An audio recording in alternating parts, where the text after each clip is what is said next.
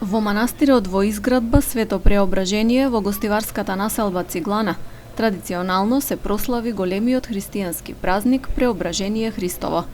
Беше организиран црковно-народен собир на кој му претходеше света литургија, водосвет и благословување на грозјето, што е обележје на празникот.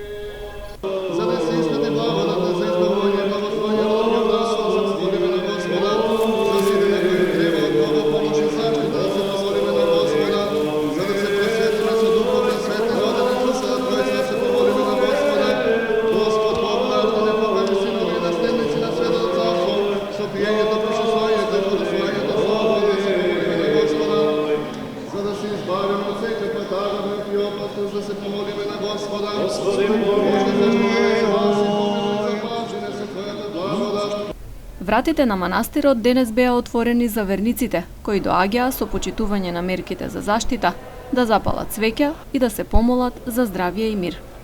Од иницијативниот одбор за изградба на светилиштето велат дека работите не запираат ниту во време на пандемија. Им посакувам на сите сограѓани пред се да честитам Преображение Христово, денешниот за нас голем празник во населба Циглана и претпоставувам во целата Македонија. Ние се трудиме колку што можеме како иницијативен одбор, полека но сигурно го градиме овој манастир со многу љубов.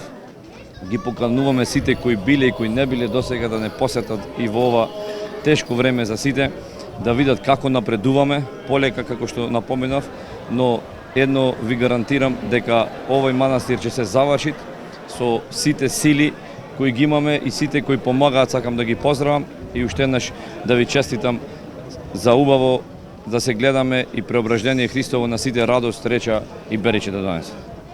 На прославата на празникот во Гостивар присуствуваше и председателот на ВМРО ДПМНЕ Христијан Мицкоски. Денеска сме овде во Гостивар да одбележиме еден навистина голем христијански православен празник.